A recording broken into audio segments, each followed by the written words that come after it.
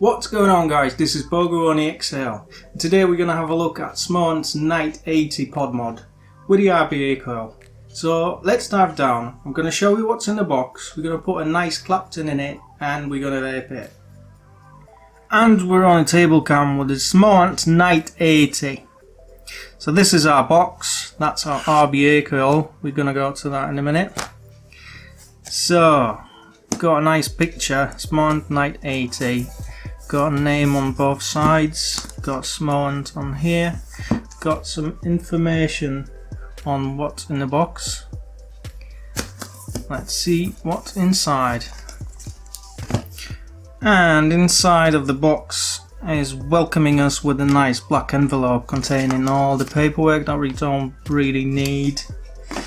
So that's our mod. Got peripherals. That's our coil. That's 0.5 35 to 50 watts K2 coil. And USB-C cable. That coil was pre-installed. I've already used it all day yesterday. That's 0.3 50 to 65 watts mesh, single mesh. The other one is dual mesh. So this is our mod, and the first thing you see is that ugly thing on one side and two on the other sides. But what can I say? Smoant. Well, you could try harder. Oh well. Right, so we've got Night 80, we've got fire button, got our up and down, got a screen, got USB-C port, and we've got some venting on the top. We've got a mouthpiece with the airflow control. That's held in by a really strong magnets. Got our contacts inside, some magnets. And this is our pod. So it's 510, removable, you can use your own. Got your airflow, removable, you can't use your own. It's a different size, and why would you? The airflow is really interesting because it goes in through here, comes out from the bottom, so it's pretty much a top airflow, and goes into these two slits on the side and comes back from the middle chimney. So that's the top airflow. We've got a filling port from the side, so there is no possible way of it to leak from the bottom because this is all closed up. This doesn't have a bottom airflow. Well, it does have a bottom airflow, but it comes in from the top, not from the bottom, not from the bottom of the coil. So this is our adapter. Coils in, coils goes in like this, and all that goes into our pod, closing the seal, and that's pretty much ready to use. So let's have a look at our mod. Let's put a battery in. That door opens, you've got a groove on here. Just put your fingernail under there and pull the door off. Got a nice plus and minus marked inside. There is no ribbon, unfortunately, so the only way to take the battery out is to slap it from that side, or just, you know. So positive up, shut the door. Nice magnets, really strong magnets, no movement at all. So we've got a screen, got atomizer check, so there's no coil inside. It's pretty dim when you're outside, you can't see shit really. Oh, let's put a coil in because it's pissing me off. Right, I'm going to show you something interesting because it has the ant chip or something like that. It's apparently smart. I don't know how smart, but we'll see now. So this is the K1 coil. Yeah, this is the K1 coil in the pod.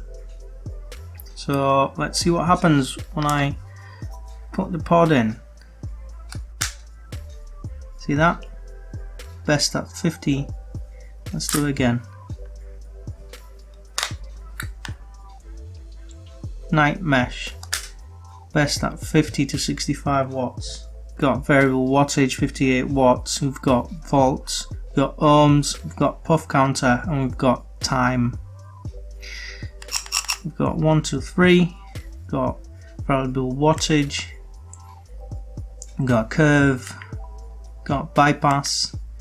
Got nickel, titanium, stainless steel, TCR, and back to wattage. So this is our RBA section. We've got plus and minus, got 2 screws on the top, got tiny little holes for our wire, and we've got 2 wick holes and an airflow hole. The airflow hole is a decent size, so I'm guessing it might even have more air than the stock coils, and they are pretty airy. Let's put a coil on it and see how it vapes.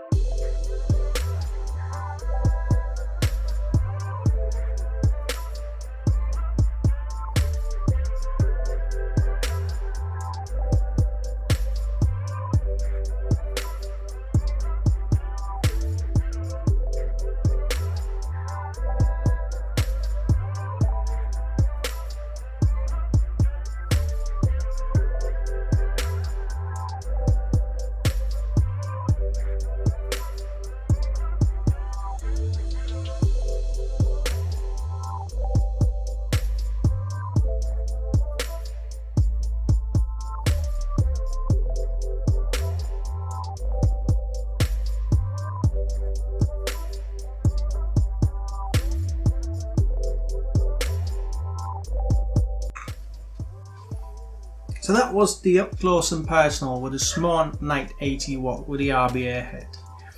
I'm going to do a 24-hour test to see how it holds up, because right now it's a pain in the ass to build and a pain in the ass to wick. It tastes pretty good. I don't want to be saying any more than that. Let's see how it holds up. I'll see you tomorrow.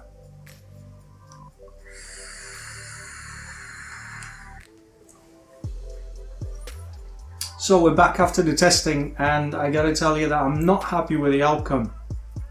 The RBA section is utter crap. I've tried different builds, I've tried different kinds of wicking, and it just won't work. 2-3 hits and it gets dry, and proper dry. I do not recommend that RBA head. The stock coils are fine, but the RBA head is shit. Gotta be honest with you, it is shit. And I'd like my reviews to be based mainly on rebuildables, so I just straight up refuse to use it because it's not good. By the way, I'm using Ragnar RDTA or Steam Crave. Review coming up soon. So maybe just do the pros and cons on this little thing. So the first con on this little thing is the RBA head. It is utter crap and I wouldn't recommend it. That's a big con. Another con would be the ribbon in the battery tray. There's no ribbon. It's really hard to, well, it's not hard. It is harder to remove the battery than it would be with a ribbon. That's a big con. The third con would be looks of it, it depends if you like that kind of stuff or not. It would be a different story if the panels were brushed, like brushed aluminium, like it is on this side, but it's not. It's a shame because it would be a lot more attractive. The screen brightness is not an adjustable, so it's pretty dark when it's outside. So now when it comes to the pros, they've actually done a lot of things correctly with this mod. First of all, the fill port is on the side, airflow is on the top, no way for it to leak from the bottom, so your contacts are pretty safe, so it will never leak. That's a big pro. Another pro would be stock coils. I really enjoyed the K1 coil. The K2 was a bit underpowered. The vape was a bit colder than the K1. K1 goes up to 65 watts, I believe. It was pretty good. So that's a big pro. Another pro would be the size and shape of it. It's not too big. It's not small by any means, but it's not very big. Would be better if it was rounded off a bit more on the sides. I know it would lose the juice capacity, but it's nice to hold. It's a bit slippery. It's really lightweight. That's a big pro. And overall, it's a good piece of kit for beginners. For people that want to use stock coils, yeah, I definitely recommend it. I don't recommend it for people that want to use stock coils and maybe learn how to rebuild, because the RBA head is just shit. So if you want to rebuild, go for a different kit, not for this one. Would I keep this in my collection? If I was to use the stock coils only, I probably would, but 99% of stuff I have is rebuildables, so definitely not. But that's just me. You might only want to use it for stock coils. So that was the Night 80 kit from Smoant. I'm Bogu, this is on the Exhale, and I will see you in the next review.